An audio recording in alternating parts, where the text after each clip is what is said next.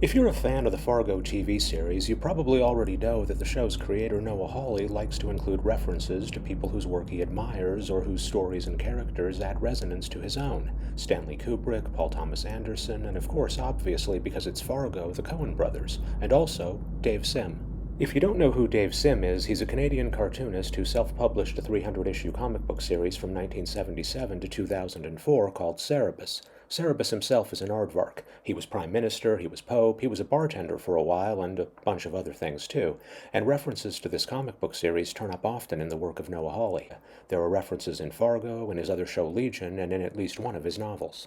Or it's all just a coincidence and I'm imagining things. But, assuming it's not and I'm not, Season 2 of Fargo is where Hawley really indulged himself. So much so that I call it the Season of Cerebus. If you're not familiar with the comic book series Cerebus, don't worry, I'll do my best to explain as I go along, and I'll try not to spoil too much should this video inspire you to check it out.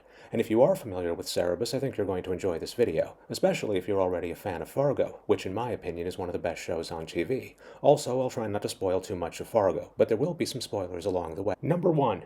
Bear. This should be the most obvious one for Cerebus fans, as the character on the show not only has the same name as the character from Cerebus, but also looks the way you probably imagined him looking if they ever made a Cerebus TV series. Okay, a big hairy guy called Bear could just be a coincidence, but... Number 2. The Gerhardts. This is the small-town criminal family in Season 2 of Fargo. For most of Cerebus's 300-issue run, Dave worked with a background artist, whose name was Gerhard. It's a slightly different spelling, there's no T at the end of Gerhard's name, but close enough. Gerhard. Number 3. Nearly every issue of Cerebus was created in Dave's hometown of Kitchener, Ontario, Canada. These two gentlemen are the Kitchen Brothers. Kitchen Brothers. Number 4, and this is a big one. In issue 22 of Cerebus, a character by the name of Elrod is killed. It's a comic book, so he doesn't stay dead for long.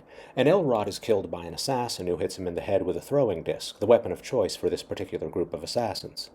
In Fargo, we find out that one of the Gerhards, whose name was Elron, was killed by and I'm not going to use the racial slur they use on the show, but Elron was killed when a blank assassin shot him in the head. Elron, gun or a throwing disc, both of them basically shot in the head and killed. Number 5. I'm not going to go into too much detail about Dave Sim and feminism, suffice it to say he's not a fan, which makes it kind of funny that Noah Hawley chose to name his young feminist character Simone Gerhard. Simone Gerhard, Sim and Gerhard. This is Dodd. No doubt about it, Dodd is a misogynist. And Dave, well, Dave... In issue 186 of Cerebus, part of the story is an essay in which a character by the name of Victor Davis, a thinly veiled Dave Sim, says things about women like... It's the lack of rational thinking. This is Dodd's license plate. As you can see, there's the number 186, backwards, 186. The license plate of Dodd, the misogynist, includes the number 186 backwards, the number of the issue, the content of which saw Dave labeled a misogynist and before canceling became everyone's favorite pastime, got Dave canceled. Number 7. Late in Season 2 of Fargo, we find out that everything in the show, not just from this season, but from all seasons, is from a book. We find out the same thing in Cerebus. Which leads to number 8, another big one. The picture on the left is from the book in Fargo. The picture on the right is from Cerebus. Sure, maybe it's all just a coincidence, but that's quite a coincidence. Number 9. In Fargo, we briefly join Lou as he accompanies Ronald Reagan on the campaign trail. Cerebus himself spent some time on the campaign trail when he ran for Prime Minister. Number 10.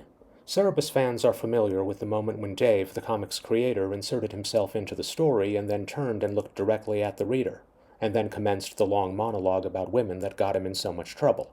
In Fargo, the misogynist character Dodd does, well, this. I think Satan is a woman. Think about it. This next one might be a bit of a stretch, but number 11. In Cerebus, the phrase something fell turns up several times and has some resonant meaning. Written on the glass of the phone booth where Ed calls Mike is a game of hangman. Those letters will not end up spelling something fell, but it sure is close, and as that phone booth was probably either sourced or built by the props department, I thought I would point it out. Number 12. At one point in Fargo, we enter the TV, and suddenly we're in the movie that Peggy is watching, which reminds me of the sequence in Cerebus where we enter a Woody Allen art film. Yes, part of the Cerebus storyline near the end is a Woody Allen art film. If that sounds interesting to you, trust me, the idea is far better than the execution. Number 13. Ed and Peggy from Fargo are Rick and Jaka from Cerebus. Yes, it's Jocka from later in the series and not when she was married to Rick, and no, Rick and Jocka never disposed of a body, but they're strikingly similar, with both Rick and Ed wanting a simple life and Jocka and Peggy wanting something more.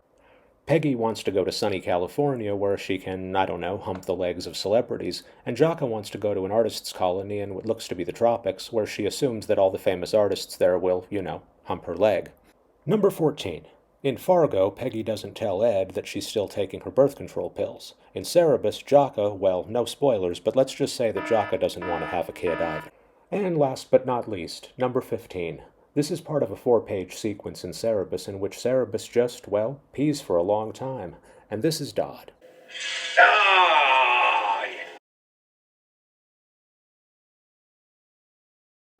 And that's the video. I hope you enjoyed it. If you're a Cerebus fan, by all means, watch all of Noah Hawley's stuff, because he does this sort of thing with Cerebus all the time.